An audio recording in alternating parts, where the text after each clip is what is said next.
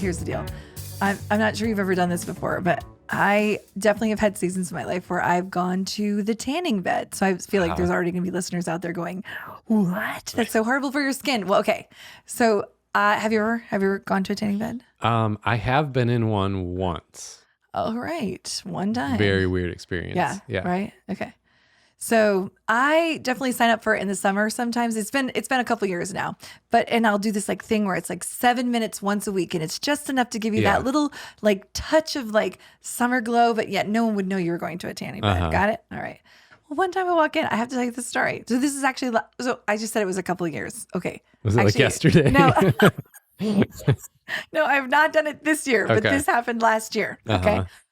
So you sign up for your package, like which bed you're going to use. Like they always try to sell you on the big ones. They say the lights are better or whatever. The beds are better or whatever. Yeah. And then they're like, the bad one is it's going to take you 20 minutes. And you're like, nobody has 20 minutes. So I walk in this one day, Steve, and they're like, oh, you've qualified for an upgrade. Now I'm like the middle girl, so like I don't have the 20-minute bed, but I don't have whatever those upgrades are. Like I don't have whatever the 2 doors that you've never walked in your life. Yeah. So I was just thinking about it the other day, and I was like, that was the worst upgrade of my life. It was the worst upgrade of my life, but I had no control over the upgrade. So here's, if you could just picture what's happening here, okay? So you put your lotion on, right? And then you lay in the bed. And then you have your little goggles on. Yep. I remember the goggles I'm dying because the vision is getting smaller. Yeah. And I'm laying there, and usually it's just there's some music on and nothing else. It's just lights. Okay. So it's almost like you could take a little nap. It's about 7 minutes. Guess what happened in this upgrade? In this upgrade, all of a sudden I'm laying there. And I guess this upgrade was like, let me cool you down, because I was sprayed like sprayed like with car, water, like a car wash kind of thing. Gosh, I'm sorry. I don't consider that. I was, first of all, nobody told me that was the upgrade. There was a button, but also I'm blind for those who have never seen me. Without my glasses, I can't see anything. So I don't have my glasses on. So maybe there was a button that you could turn it off, but I don't have my glasses on. So I endured. Steve, I endured. I actually can picture exactly what was going on, because you were like writhing within the bed and probably like. But you can't get out, isn't it? It doesn't close all the way, but there's a gap, no, you would die if you close it. But no, listen, in all fairness to like people who are like, poor you, I could have just gotten up and ended it, right? I could have just gotten up and ended it. Nah, but I was you wouldn't have done that. No. But I also kept thinking that it was going to be over. Like I thought one spray, I thought, psh, psh, and I was like, wow, it scared me. But then I thought, that'll never happen again. It was just kind of like let us cool you down. Yeah. Oh no. I think it happened Did the car wash like spinny wipers start going? I think it happened like every minute. So maybe if it was 8 minutes, every minute I got a psh, psh of water on me. Yeah. I hated it so bad. I can't even tell you. And I think the part that is hilarious in my head is that that's what it's like, what is an upgrade? Really the point is like, what is an upgrade to our minds? Like, what is one man's upgrade is not another person's upgrade? I don't know what the bumper sticker here is, but that is not an upgrade to me. Like I like the warmth and the nappish feeling. And this was like alerting, like Joe. It was not fun. So I just wanted, did you ever have an upgrade that you didn't like? I don't know. But yeah, I know what you mean. It's kind of like, because I've had plenty of upgrades I have liked, haven't you? Well, yeah, the typical thing is like to add more stuff. Right. It's like, no, I don't want more stuff. So this was like adding the wrong more stuff, right? Like I love when they give you a suite. That's like when you go to the hotel and they're like, here's your upgrade. You got a suite, but not with water, please. Yeah. Oh, that's funny. That's so funny. Oh, okay. I just wanted to give today what we're talking about is a little bit about prepping for talks. Yeah. Which happens, and we're not talking like always just the formal talk, but when I was thinking about it, it also reminded me of a shout out I wanted to give one of our clients who's in banking, and she's at the VP level, but she's getting ready to be promoted. Yeah. So her and I were prepping for those. You know how like once a year or twice a year, sometimes those big financial corporate groups will have that time where they have to give an update on their entire organization to like the the C-suite group, right? So it's nerve-wracking. Yeah. For some reason, we stopped talking like human beings. Do you agree? Yeah. And she was like, how do I go into this session without not stopping talking like a human being? So I just wanted to give her a shout out because I was proud of her for admitting that they were hard, that they are terrifying. When we get into this place where our brain says, these are higher level people and I feel terrified. She just leaned into the prep session. And one of the things that I thought was really interesting is none of the things that we did weren't things that she necessarily hadn't already somewhat thought about. But where the shout out was where the takeaway was that she said, what you helped me with was the nuances. It was the small things like, how do you ask them for, this is a place I would love to hear from you. Yeah. Or she's like, I never once thought about how I should freaking close this thing. You know how a lot of times what happens is we just run out of time and then it's the worst closing ever. Yeah. Right? I was like, no. I said, what do you want the ask to be? And she was like, oh my gosh, I absolutely have an ask. But if you had not asked me to ask for an ask, that's a little tongue twister. Yeah.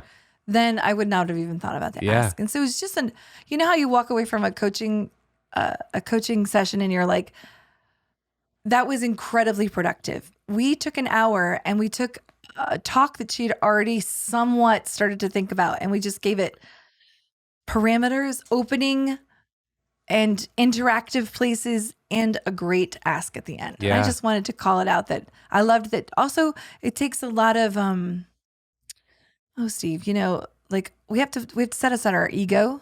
I know. I was just going to say the word vulnerability. I know what you mean. It's like, well, you said courage. I think that's right.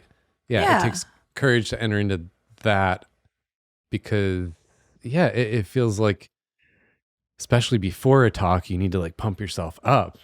Yep. But this is kind of being honest with yourself about where you're scared. And maybe being open to trying something new. And you and I both know that the easy thing to do is to just do it like the good old boring way. Well, the classic mistake is if you don't address those scared places, you actually become more robotic and sound less human. And so it's like you might seem more buttoned up or feel more buttoned up, and the talk is just flat because you're not a real person. You're just using corporate speak or whatever. Yeah, it was interesting. I asked her in the very beginning, because she was like, I'm not really sure where to begin. And I always love this. One of my favorite techniques is like flipping the switch. Mm-hmm. And I did that. I was like, well, what do you, when people, because you're at a high level, when people give you their updates, what do you not appreciate or appreciate? That's such a great starting place. Yeah. And she was like, oh, you got me. Like right there. I hate it when people just the whole thing, they just and they don't make it interactive. I was like, okay, so number one, you want your goal to be interactive, right? Yeah. It's just like good to think about that. And what do I appreciate? She's like, I appreciate when they actually are talking to me like a person instead of becoming this robot. So it was cool. All right. So you know how we always like to kind of reflect a little bit on personality, all things personality stuff, right? Yeah. And we both love it. We love to gripe about it. We love to think about it. Well, this one particular, there's so many that we talk about, but this one that I love is called Insights Discovery, and it's colors, right? So if I was to just, for our listeners who are like, I don't know anything about this, the only two colors I want you to hear right now is that I'm a yellow. And that means that it's exactly like maybe what you would picture a yellow to be. They call it sunshine yellow. The kind of light, and they tend to lead with a little bit more optimism. They're on the extroverted side. They talk a little bit fast. Sometimes they think fast.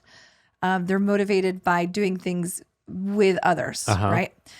So I'm going to be talking about a green today because that's who my husband is. And I asked him if I could talk to him about this, but really it's in general, greens are the other side of the people. They love people just like the yellows do, but they're more introverted people.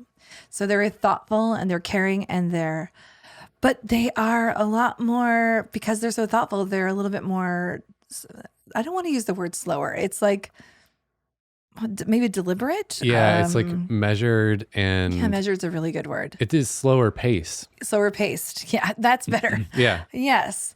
And so the gripe that I was thinking to myself, this is about my own gripe. This is like throwing Sunday under the bus right here. This is what I am constantly working. Let's go. I know, right? I'm going to sit back here. This is what I am constantly working on. Yeah. I am always having to work on this one, especially being married to Adam, but in general, even with clients or people who are processing at a much slower rate than what maybe my brain is processing at, which, by the way, is not always good. Because I'm missing a lot of the details sometimes because I'm like yeah, well, no, I think we always are like giving the caveats on this stuff because, I think our culture is one of like what's good or bad, right or wrong. Right. So it's like, oh, so you're saying you're smarter because you move faster? No. It's just personality. Like some people process fast, some people process slower. Doesn't mean one's smarter. No. That's not what you're saying. Not at all. Not at all. Yeah. So my gripe that I see in others, it's interesting that it actually bothers me when I see it in others, but it's actually the very thing that I'm working on is it's the gripe of not interrupting when you are talking to a person who is a little bit of a slower processor and assuming that you know what they're going to say. Yeah. Well, this is like my, when it comes to professional coaching, leadership, life, career coaching, the true way to do it is basically involves never assuming you know where they're going with it or never assume. And there's this part of that I really love, which is, I want to say it because anyone could notice this in conversations. When you assume, like, let's say you're telling me something and I kind of jump to a conclusion for you and I say it and it's the wrong conclusion or it's not exactly articulating how you feel, it actually dives your energy or it can dive your emotion. And now it like creates this chasm in our conversation. Yes. Where maybe we felt connected before that moment. And as soon as I did that, you feel like, oh no, Steve, you don't get me. Or like, no, that was wrong. That's not the thing. And now there's this gap that we have to somehow close back in. So hard. Simply because I just like jumped to the conclusion.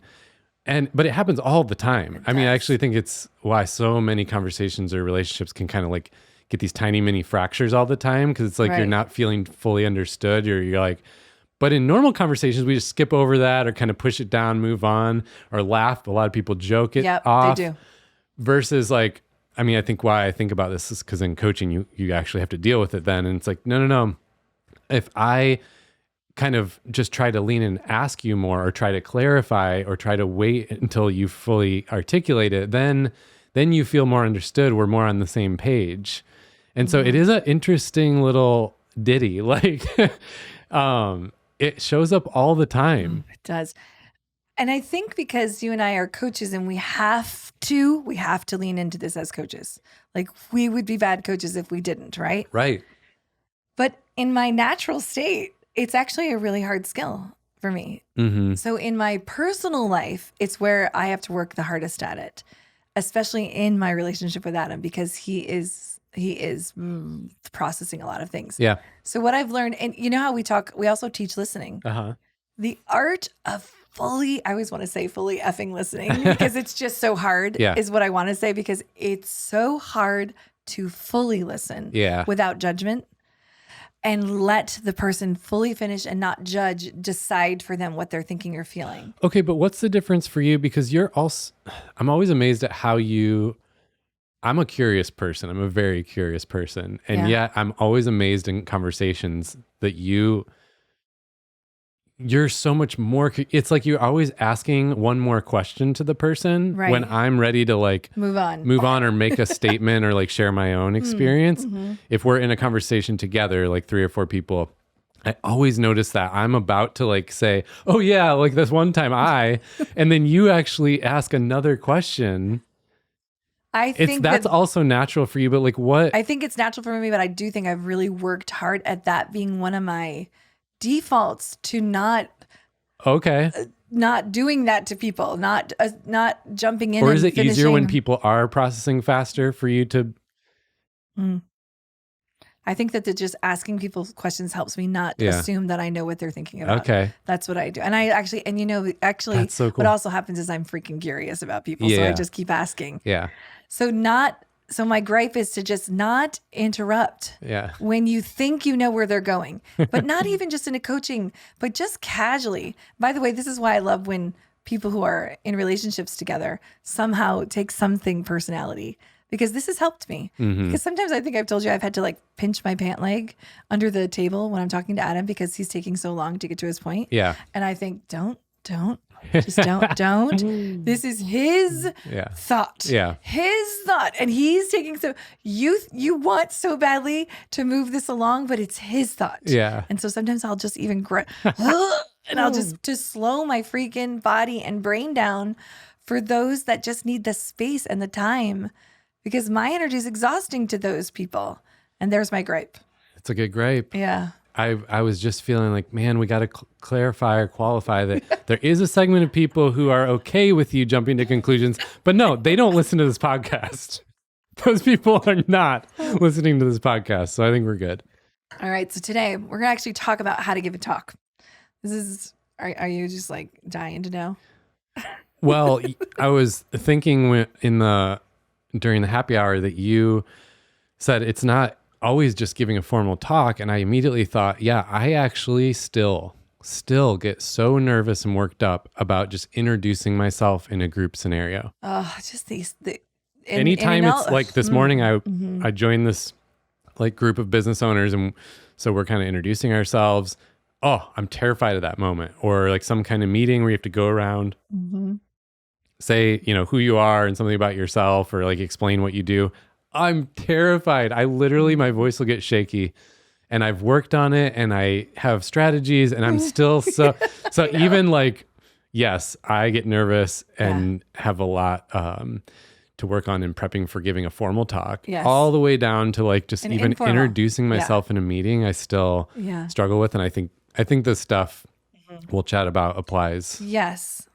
And of course I feel like, man, I've been coaching people and consulting people on communications for so long that I could go deep dive into so many areas, like even how to introduce yourself. Yeah. But today, what I'm really going to focus on is you've been asked to just maybe for 30 minutes talk on something, right? Informally, right? Or for 30 minutes formally, you've been asked to talk on something.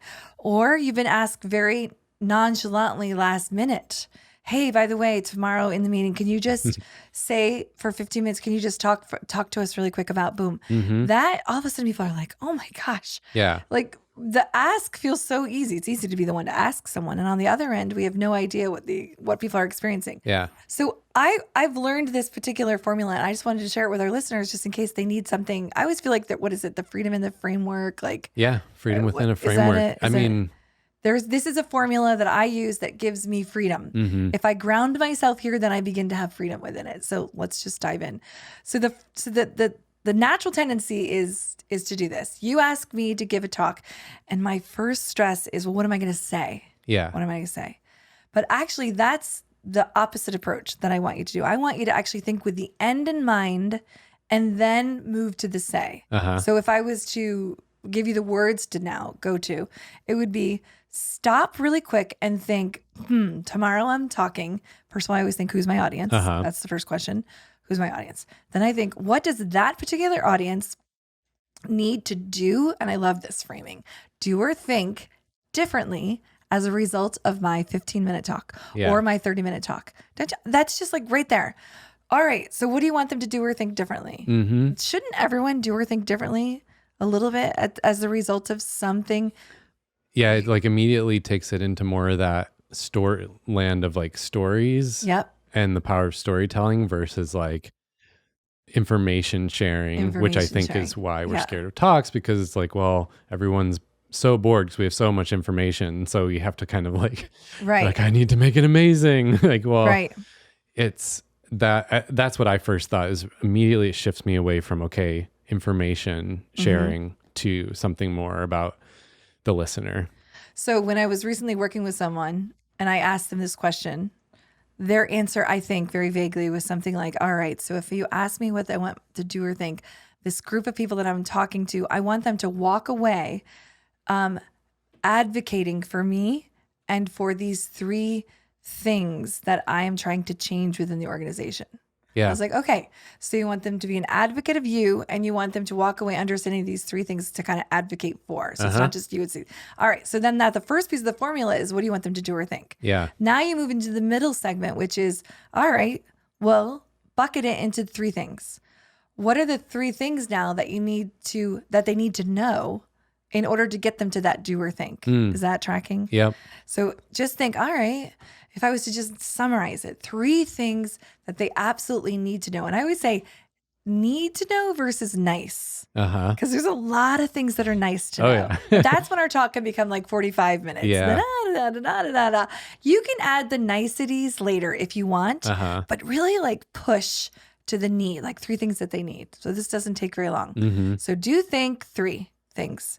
Then think, all right, now that I have the 3 things, what do I now want to say? See how the say comes after the prep around the think, the do think, the 3 things, and then the say. Do, think, and then say. Yeah, that's great. And then it helps people like me, for example, who tends to, one thing I realized in prepping for talks or almost any task, I start with this laundry list of thoughts and then try to boil it down to something. Well, that never works for me, I've learned, because once I boil it down, which is in and of itself just like such a difficult task, once I've boiled it down, I end up with something that doesn't make any sense. Okay, that's interesting. So that's a little bit of you starting with the say. It's like all these random, right, okay. Yeah, and immediately when you're talking about this formula, it reverses that and starts with, but what matters, work it backwards into to the things that need to be said. Right. And that's just kind of... Even for my brain, but even if you do think, by the way, if people are like, well, does it have to be something really intelligent? The do think, like the way I just brought my voice there, like I just really intelligent. The do think can simply be, in this 10 minutes that I've been asked to give a talk, I want this group of people to feel incredibly welcome. I just want them to feel like it can actually be a feeling. Yeah. It's not even have to be like some big strategic thing, but narrow down what it is that the purpose of that is. And that's where you kind of start. It's kind of the start with why. Yeah. And then work it back to what you're going to say. It goes backwards, right? So if you are a person now who has slides, this is another question that people ask me is like, the slides. So now I do think I have 3 things and now I know what I'm going to say, but now I've created this whole slide deck around it. It's fine that you have a slide deck, but I would say, remember that the slide deck is not the presentation. You are the presentation. You are. People did not come to see a slide deck. People came to see the person who's the expert behind. The slides are only the supporting piece of the expert. Yeah. But do you feel like so many people are like, look at these amazing slides? Yeah. I mean, one of the first things I ever learned around slides was don't put all the thoughts on there. Right. And what's clicking for me now is you could almost fit it into your formula where the slide should be the why, the what you want them to do or think differently of every point. It's like the slide is the takeaway. The slide sometimes needs some supporting data, but it can't have all the data. Like, it's got to be the impact point. Like, for example, a lot of people will put a title to a slide that explains what the slide is. Yep. Nope, already lost them. Like the title, if you're going to have one, or the words, if you're going to have any words on there, should just be like what the point of the slide is, the why, the takeaway of it. I wonder do you have an opinion on that? Like, could you apply the formula to like every slide? You could. You absolutely could. I always feel like this is where it gets hard because depending on the profession. Sure.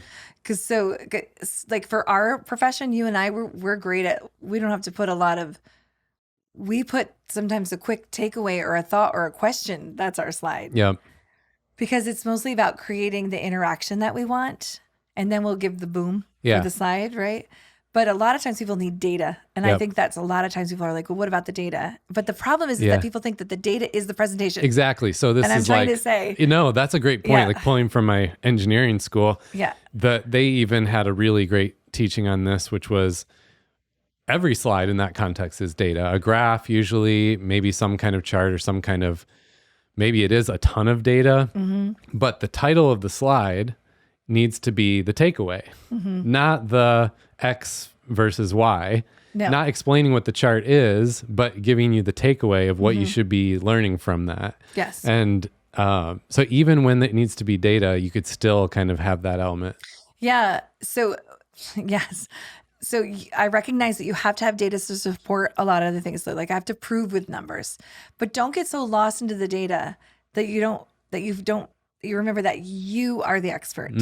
And also when it's a slide that supports the 3 things, spend most of your time on that slide. So my tip on slides is don't give equal time to all slides. Some slides are just like, yep, and this is a slide that supports this data, boom. But it's not like I need to spend 20 minutes talking about every slide. Some slides are just a quick bite, and then, now this slide is the one, because it's one of the three. Yeah.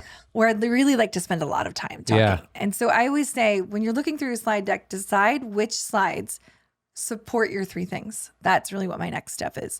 Which are your key slides that support your three things? Do you have a preference on if slides are optional?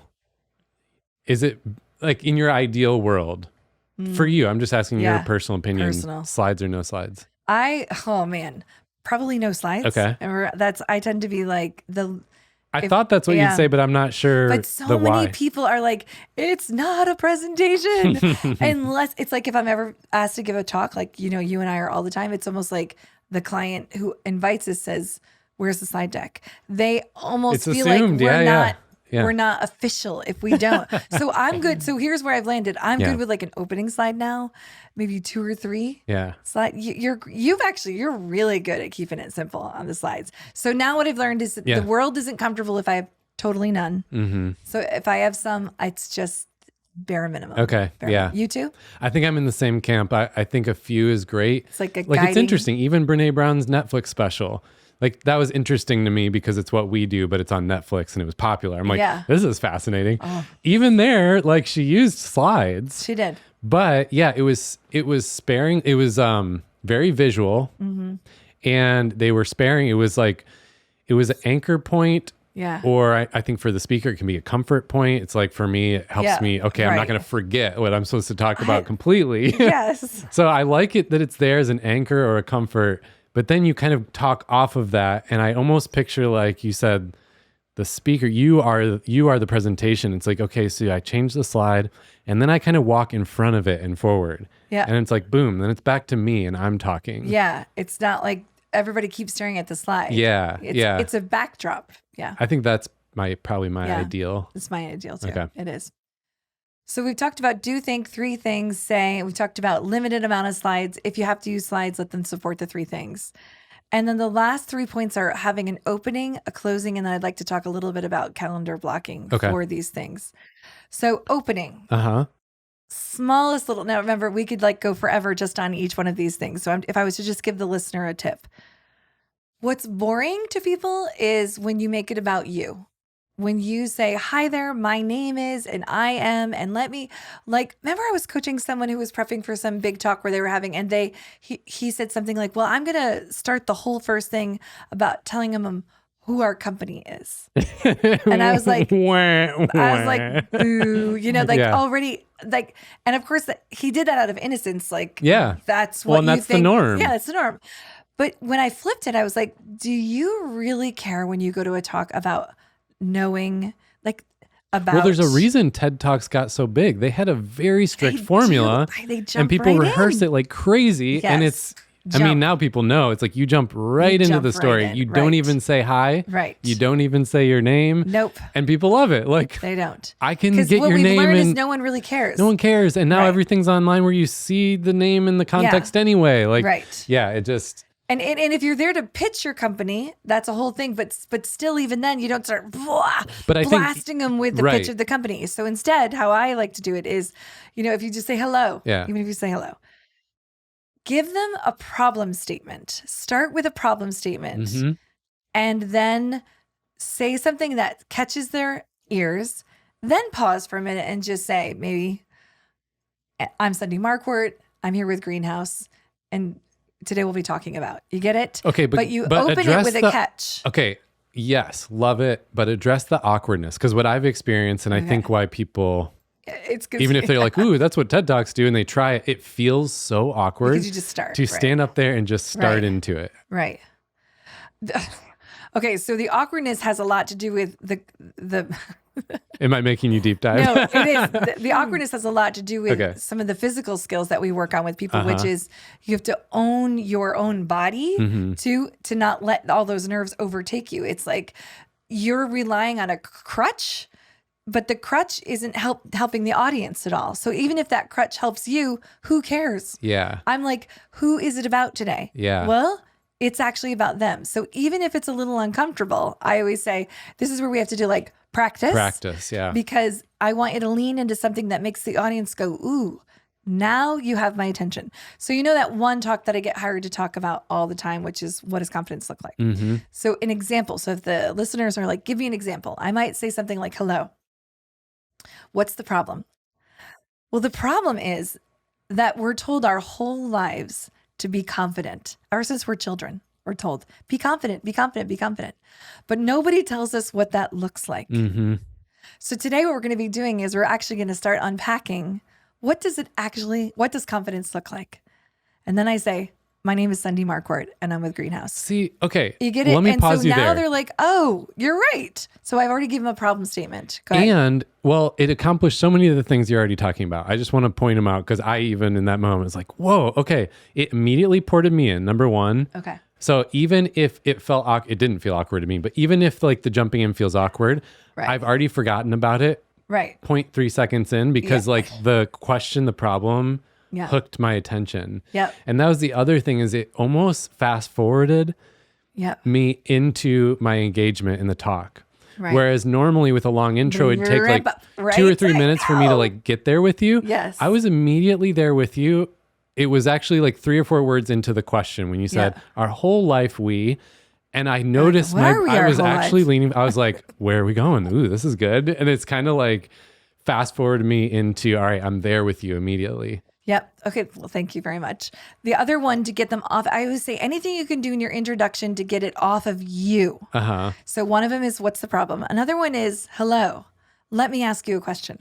And you immediately ask not in a TED Talk, right? So that's more of a formal one. Uh-huh. If I have a casual group of 15, I might say something like, let me ask you a question. When I say the word confidence, what comes to mind? Mm-hmm. And I might pause. And right away, now I've made it about them because now I'm listening to their thoughts versus my thoughts first. So I always say whatever. So I think when I was coaching this one individual, instead of being like, this is my whole company, I was like, what brought you here today? I got them going into like, what brought you here today first? Mm-hmm. What's the problem? The problem is when we go it was something, look, I did nothing. Sorry, listeners. And I just got it right to them and he made it about them. And then he told them about his company. Yeah. But he already won them. Yeah. And that's the key. That's the trick. Yeah. That's the trick. You're making me think of a specific talk where they started with the problem was a specific stat, like where the world is at with this certain problem. Yeah. And it was a statistic, which also very hooking. And it's like, whoa, it was like a shocking statistic. And then right after that, though, they still did that part of like bringing you into your experience with that statistic. Yes. Oh, so it wasn't like everyone share, because it was a formal talk on stage. So it wasn't like everyone share your opinion with me about this, but he still did that same thing by, I forget the exact question, but it was something to the effect of, and think about a time when you've experienced that. It was still kind of like bringing them into it, even though it was on stage. Yeah, absolutely. Is that, well, what is your approach on a formal stage? On a formal one, often I'm told ahead of time whether there's going to be interaction or not going to be interaction. Yeah. So in formal, there's no interaction, which are the hardest for me. Do you agree? Yeah. I feel like that's almost like my sweet spot. My sweet spot is that I interact with people and that people want to interact. But instead, what I do is I'm going to definitely try to hook them more with the problem statement there. They say that when you're having a talk, if it's more formal, that you shift it every 10 minutes. So you never want to be in the same mode for longer than 10 minutes. And 10 minutes still feels like really long time to me. All right. So thinking about your opening and then your closing, all I want you to do here is just actually think about it instead of just letting it happen, being like, thank you very much. Thanks for having me. I hope you have a good day. Thank you. Right. Yeah. It's just that, that's what happens. Or especially in the informal ones, it often ends with, I'm guilty of this too. It ends with, all right. Okay. Well. Right. Because we haven't planned the closing. Planned it, right. And of course, watch your time too, so that you have it's better to have a better closing than just be like, I have 5 more exciting things that I want to say. Scratch those exciting things and have a good closing. Well, I've given you a lot there to chew on. Yeah. So Steve. Yeah. Right. So good closings. It's fun. Let me just say this, though. Maybe people have already picked up on it. You've always used these words, opening and closing. And when I first, not first met you, but like when we first started talking about this topic, I always heard those words as like intro, outro, like these big things. Right. Like a 5-minute. Closing is like a 5-minute thing. And you never said it. You never said this specifically, but over time I started to catch on to, oh no, when you say opening and closing, you're talking about like a sentence. Yeah. Or sometimes just a physical posture. Yes. It's very small. Sometimes I decide where I'm going to stand. Yeah, yeah. Yeah, exactly. And what I'm going to say. It's more like it's not intro and outro. It's literally like it's an intentional thought. So I'm either going to leave them with a question. You know that one of my closings in workshops is to say, all right, so we've covered 3 things today to cover it. And I say, in closing, I want to hear what's the one thing you're going to do differently as a result of our time together. Yeah. That creates action. So that's one of mine. But in this other case where it was more of an update, for her, it was like, so there's 3 things, or if there's one thing I'd love for you to walk away doing differently today, it'd be one that you remember that I'm an advocate for, boom, and that there's 3 things agenda-wise need to move forward in this. It's just give the ask. Yeah. Just close with the ask. What do you want them to do? Yeah. So there's a million different closings. The point is decide. Right? Can I add just a blip to that? Because you do talk about this in other topics, but put a period at the end is what I always think of. But it basically means make sure your voice goes down to a conclusion, not an upswing. Make sure that you end a sentence versus... I mean, even if it's a question, some people like to end with a question. Yes. Still, it's like the question mark is there. The punctuation is there that I am done. Maybe you end with thank you. If it's more of a formal talk. Yeah, thank you. Thank you. You notice like TED Talkers will do that. There's something that marks to the audience, this is done now. Yeah. Because otherwise you get that awkward moment and then you almost lose the magic that you might have left with them. You do. Because they're feeling that awkwardness. They're like, is this done? Or what do we do? Do we clap now? Yep. If it's an informal meeting, there's like are we done now? So something that kind of puts a period on it is how I think of that. Yeah, it's a great way. So here's the bottom line. Anytime that you're giving a talk, these 3 things will actually make your talk successful. If you first just pause and think, what do I need my audience to do or think differently as a result of my presentation? Who's that audience? Number 2, what are just the 3 things that they need to know in order to get to that do or think? And then the third one is just, what do I need to say in order to get there? Yeah, so it's really starting with the end in mind and working backwards. It's almost kind of like the starting with why piece of it. Yep. One thing that people get wrong when they're giving a talk is that they think because they have something amazing to say, it's like the meat of their presentation that they're golden, that's going to be an amazing presentation. And even when you have that, if you don't stop and take just 2 minutes to think about what is my opening and what is my closing, that is what will make a stronger presentation.